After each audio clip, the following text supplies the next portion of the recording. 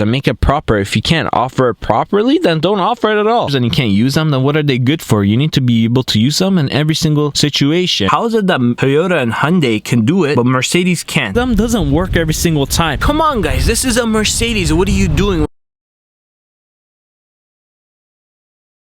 Hi guys, welcome back to another video. Welcome back to Abraham's Garage. Hope you're good, because I'm good, and hope you're good and we can all be good together. Welcome back to Abraham's Garage and welcome back to another video. In today's video, I'm going to be talking about the things I don't like about the Mercedes Benz E450 and why you should never buy this car.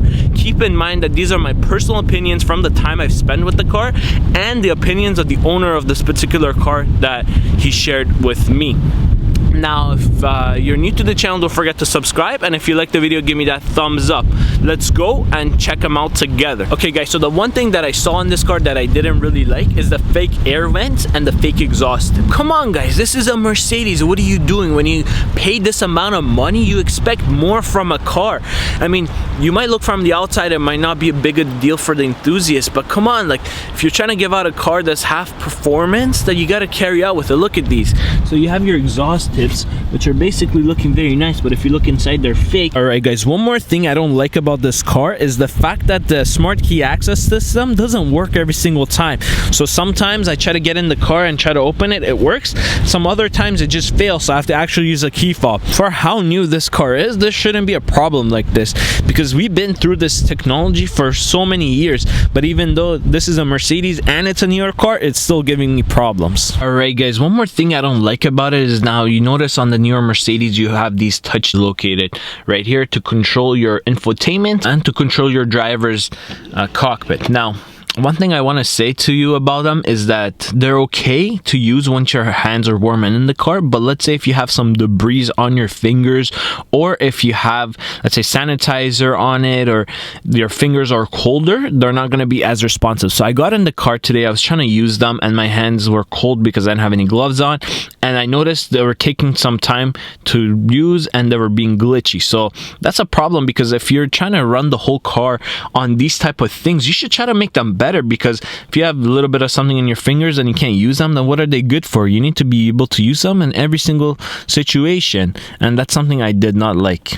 Something else I didn't like about this is that wireless charging. So now the wireless charging works okay, but if you have a bigger phone like any of the Pro Maxes of the iPhone, you're not going to be able to charge your phone right there. So basically you're very limited, because nowadays a lot of phones are on the bigger side and people tend to go for the bigger side. So my opinion is, now if you want to make something, you should make it available for all users and make it proper. If you can't offer it properly, then don't offer it at all. Alright guys, so the next problem I have with this particular car, and I would say this goes for most of Mercedes Benz's, because it's the app. Now the app is shared within different type of Mercedes Benz's all across, but I want to tell you guys that it's very glitchy. Now the owner of the car tells me that he had the app for a little bit and he was using it, but after a while, because it was so glitchy, he just decided to delete it.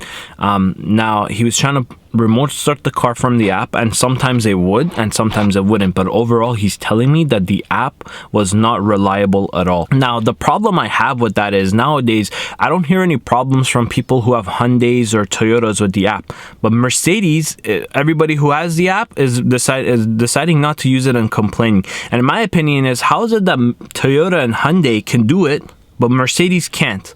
If you're trying to offer a premium luxury brand, then you should be able to deliver with the technology up to date. Alright guys, well, these are the things that I don't like about the Mercedes Benz E450 and why you should try to avoid purchasing this car.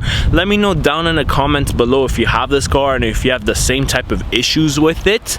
Also, if you're new to the channel, don't forget to subscribe and give me that thumbs up. Hope to see you soon in my next video. Have a good one.